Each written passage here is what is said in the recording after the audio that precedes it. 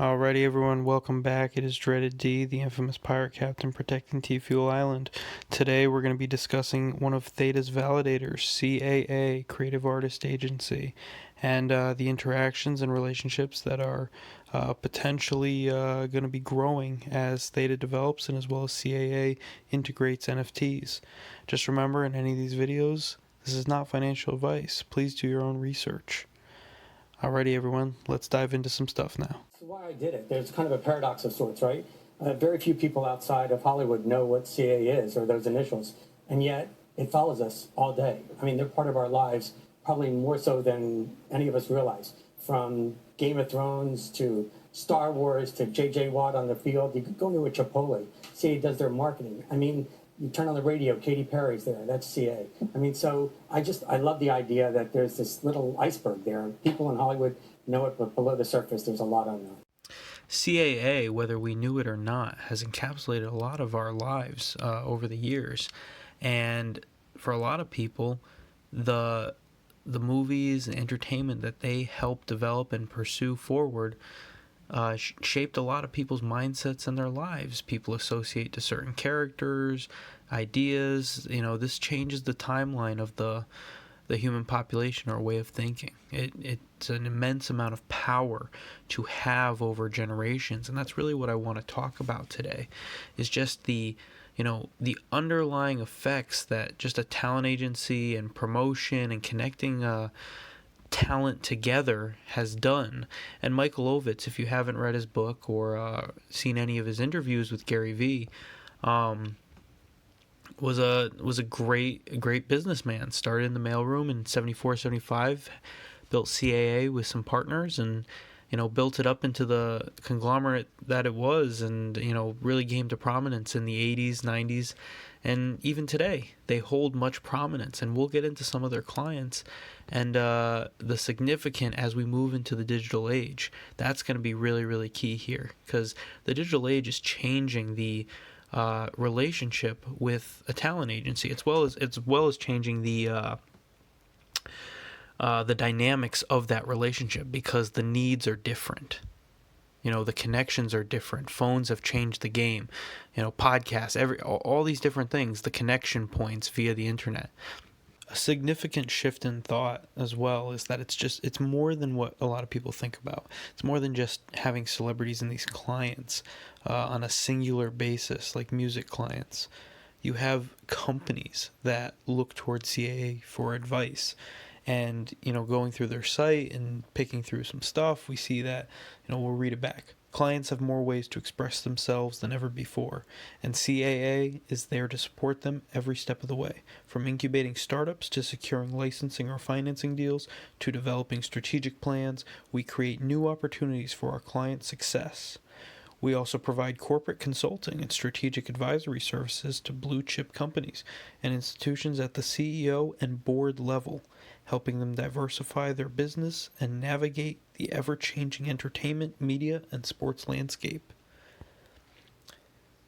Having these connections and having these ties with the talent, and especially with how CAA revolutionized the packaging deal, where bringing talent together and then bringing that to the studio, it seems that the way that CAA is, and a lot of talent agencies are progressing, is that they have the talent, but they're pairing the talent with the businesses that are going to be necessary, or the technology stacks that are going to be necessary to reach the audiences that they need. So the whole studio game is changing, and the packaging is changing, and it's great to see that CAA is making an effort to that transition and having clientele that are involved with new technology, as well as having partners or side portfolios that are from that field or working in that field. And we're going to be getting into a CAA portion called Caravan, which was previously known as Creative Labs, and has significant team experience as well as development and investment within OTT, VR, AR, gaming, AI and messaging, and the connections with the digital consumer branding. So there's a lot that's going on within the CAA ecosystem that's much broader than just signing deals for artists, for talent, for this. There's a whole business component that's on the back end in regard to owning infrastructure and kind of playing the capitalism game of monopoly. To further grasp the depth in which Caravan plays a role within the CAA ecosystem, we look at just the quality of people that they have running segments of organizations. And Pauline Mahler, who's the CEO of Caravan, has a profound history where she was a senior vice president at Zynga, as well as senior vice president and COO at EA Sports, and senior vice president and general manager for EA's large-scale 1,400-person game development studio, as well as vice president R&D of an email messaging company. So profound people within the esports gaming arena. EA Sports doesn't get much bigger than that, especially when it comes to sports-based video games. That's significant people that can potentially open many doors for Theta, and this partnership allows for those connections to be made under this umbrella. This umbrella pairs and kind of molds and shapes the future for technologies as well as clientele, and kind of packages it into one. And I don't think they would be making a connection, especially with Theta, unless they saw the immense value that it could provide. So I just want to mention briefly, related to their client list, I know they have more prominent clients that more people know, but I think these three represent a new wave, a new generation that are changing the game drastically. And this all comes down to the TikTok engagement and monetization method that has expanded viewership even quicker and faster than previous methods that have been shown. So, and Bella Porsche is a good example to start with. Started out with making TikTok videos, and within, a year and a half now, risen to prominence within the music industry as well now, as well as a CAA client. And the quality of her music videos are top notch, and the amount of sound bites that were taken from those music videos is astronomical. Everyone knows that song because of the fact they're using those small little snippets of the song within TikToks that other kids are utilizing for videos that they're making on their own. And that goes for Doja Cat and Dua Lipa as well too. Dua Lipa's Levitate has been used so many times within TikTok videos, and that just shows how engagement's changing. Each of those little sound bites could be an NFT, right? An NFT that could then be distributed for monetization methods. And that's a very, very powerful engagement process. And TikTok is kind of just showing us the little brief glimmers of what the future may hold, and that's very well a possibility. You could have these sound bites, you could pay the artist directly to utilize them, or there's a multitude of factors that you could go into, but it could also create a trackable way for us to see engagement and create new social metrics for business. So there's a lot that could be coming. But these three artists, I think, these female lead artists, have shown us a great glimpse of what is going to be happening, as well as all of them being CAA clients. And like I said, I know there's more and different ones, but I think these three also represent the next generation coming up, the younger generation, because we all know that pop culture trends is driven by the 11 to 25, 30-year-old range right there. Everything that happens within there, probably younger than that, probably, let's say, till 21. That generation right there throughout history has driven just pop culture in general. And to understand, where the mindset is at and where things are going, very important to judge things proceeding into the future.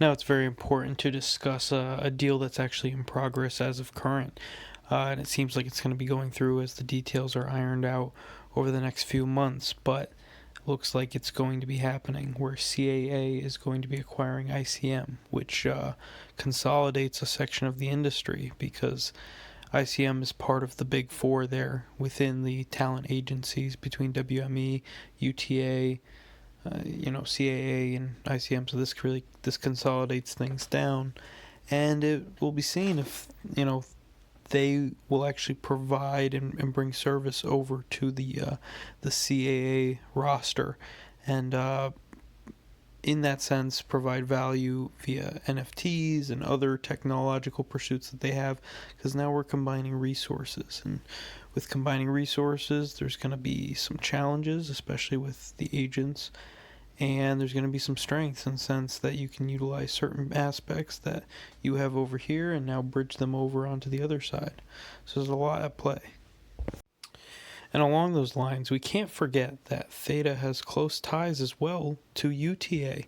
So that's 3 of the big 4 in the talent agency world that Theta has a tap to, in the form of Sam Wick. And Sam Wick has been a long-time advisor to the Theta network, and it's going to be, I think, very interesting to see how on the other side of the deals and everything, how SAM and CAA, how that all blends together, or if there's competition for what Theta is doing, and they all see and understand that this is something that's going to help enable the future, or they're all working together, and understanding that they could all potentially win by picking and choosing a blockchain that provides resources as well as provides monetization in a legal and KYC way that protects the content of their agents, as well as the content of the actors, actresses, directors, just everyone in general within the space.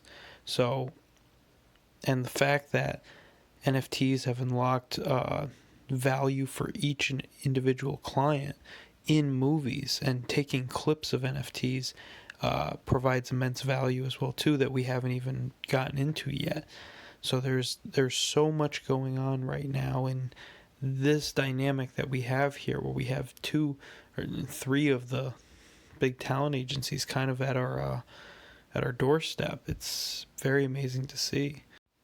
The other thing I should mention is that, and kind of bridges us into the next segment, is that UTA has signed Larva Labs, which is the creator of the CryptoPunks, the original, NFTs that everyone knows and copies and makes variations of.